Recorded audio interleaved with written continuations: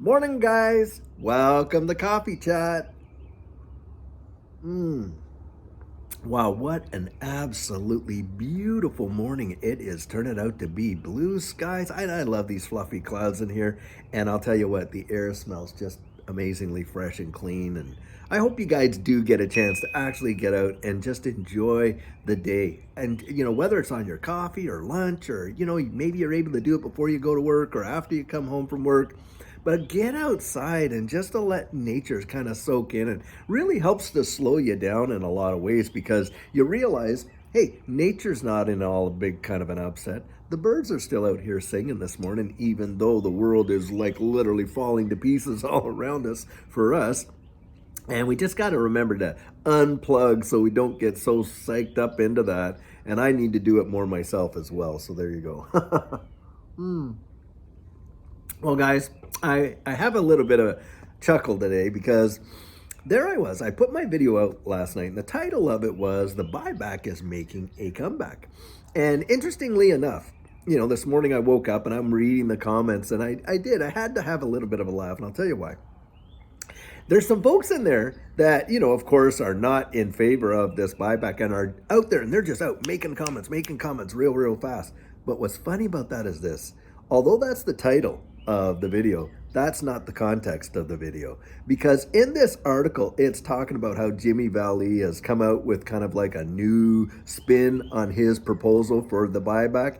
But the video is primarily about David Schwartz and his commentary on that, and his thoughts about XRB becoming a basis or a collateral for lending. But what's interesting to me is this: oftentimes, guys, you're seeing people that will go in and they're not really meaning to be. But the thing is this: they go in, and we've trained ourselves to judge books by their covers, haven't we? And they're making comments there, and actually making themselves look rather silly, because, of course, they haven't even watched the video, and yet they're making comments about it. Now, I want to talk a little bit about that, because this is the deal. Do you know those kind of prejudices and biases and things like that have literally robbed people of amazing opportunities? I'll tell you, in my own life, back there when I was a special enforcement officer and Bitcoin and all that was coming out, we knew about it and all that kind of stuff, and it was only pennies at the time. Do you know it was my bias and my prejudice that really robbed me of a life-changing opportunity? Because look, guys, I bought the narrative that Bitcoin was only for tax cheats, drug dealers, and deviants, and I didn't even investigate it on my own accord. I just believed the lie and just went right along with it, and as a result, I lost out on probably one of the greatest life-changing events that I could have ever been a part of. And on top of that, Judy was encouraging me to kind of give Bitcoin a look, but I didn't really dig too deep into it, other than the information we were given to provide training to field officers to go out there and investigate the underground economy. And what I'm saying there, guys, is this: a lot of times we'll allow our bias and our prejudice to so pollute our thinking that we won't even allow ourselves to, invest a little bit of energy and do some critical thinking and do some research to really find out, is what I'm believing true? Or is it just I'm believing it because it seems to be the popular way to think, the fifth estate? Do you know why most people in this space get wrecked? I'll tell you what it is. Most people in this space get wrecked because of one primary reason. They're basing their investments on someone else's conviction. They go in there and they FOMO way up here because the narrative says, oh, it's time to buy, it's time to buy. And down here, when it's all like, blood on the streets, as they say, they're literally fear, uncertainty, and doubt, and they sell out, don't they? And as a result of that, it's because, look, they're basing all their confidence on somebody else's point of view.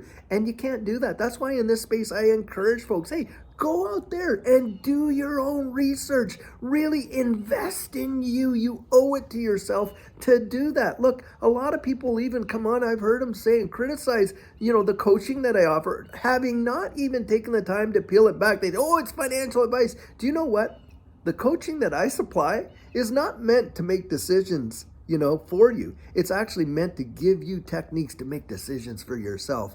But they don't even consider that. They just make an assumption based on what they think or believe, not what they've investigated. And you just, think about that. And hey, guys, having mentioned that, look, as this bull run starts taking off, I'm not going to be doing as much coaching as I have been doing. I'll tell you that right now. Why is that? Because I'm going to be too busy tending my own garden. That's why. I mean, that's the reality of it. And that's what we're all going to be doing, no doubt. I mean, we are positioning ourselves for life-changing generational wealth.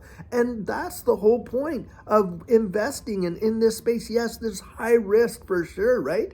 But that high risk is what provides us with the opportunity for high rewards. When you bring that risk down and we get all that institutional adoption, wait and see that you're going to see the reward is going to come down with it. That's just how it goes, Now, having said that, I was reading a tweet, and I'm going to investigate this tweet to see the validity of it. But apparently there's a new proposal out there that if, a person, now this is a proposed law, it's not law yet from what I understand, but I'm going to investigate and find out. But this is the deal. The U.S. government is coming out there and trying to put a law through, presently, at least apparently, and I'm going to see, that, if you use a VPN to access things that they've banned, like, let's take a look, exchanges or this or that, and you get caught doing that, this law is proposing that you should spend 20 years, a minimum of 20 years incarcerated and a $250,000 fine. Now, I can't even imagine that seeing the light of day and becoming a law in the land of the free and the home of the brave. But the fact of the matter is, apparently, it's been put out there. It's been tabled. Somebody out there has tabled this. Now, talk about totalitarian control, if that's actually the facts, if that's true. That is just absolutely obscene. Now, another one that I was reading has to do with the EU. And the EU is just, approved a ban of gasoline cars, of, carbon fuel cars by 2035. They're not going to be selling any more new gasoline-powered vehicles in 2035 in all of these EU states. And that says to me, guys, hey, look, yes, there's electric power vehicles going to make a surge. But the thing is this, can you even imagine how many people, look at the distance you can get out of an electric powered vehicle. Now, either they have the technology available and they feel confident that they can do this, which they very well may, or this is about the reduction of private ownership, at least that's my view, of vehicles. And the whole how far and how long you could travel in these without being recharged, right? All that. But anyway, we're seeing some major events take place in the world. And guys, you owe it to yourself. Go out there and really, really research it. Go out there and find out for yourself. Don't just buy somebody else's narrative. And that includes my own, by the way. Don't make any kind of I would never make an investment decision based on someone else's conviction. That's why you hear me say in my videos, hey, look, I can share my conviction with you, but I can't give it to you. I want to encourage you. Go out there and do your own research. And I'll tell you what, the answers you're going to feel the most confident about are the ones you find for yourself. That has been my experience. And another thing too, and you may have heard me say this before, look, if a guy like me can come on here and talk you into it, then somebody else out there can come along and talk you out of it. You've got to know deep, deep down in here what you believe and why you believe it. That is so vitally important. And you won't get shaken out. You'll feel confident about your investments. You'll feel confident about the decisions that you're making and stuff like that. And it won't be because someone else told you to do it. It's about developing those techniques, those disciplines in your life. Hey, think of this. Do you guys know who Serena Williams is? I'm sure we all do. World-class tennis player, Wimbledon champion, on and on and on. But you know what? She has a coach. Now, she can beat her coach at tennis every day, all day long. But why does she have one? Because the coach can stand back and he can say, hey, or she can say, hey, Serena, if you did this with your racket, or you did this, da-da-da-da-da, you may really improve your game. See, the coach doesn't go out there and play the game for her. What she does is gives her techniques so she can actually improve her game, right? And that's what a coach is. That's what encouragement is. That's what a mentor is. It's not so someone else can go out there and live that life for you. It's so that you can go out there and live that life for yourself and really enjoy the adventure of it. That's at least what I think. Well, guys, I'll tell you what.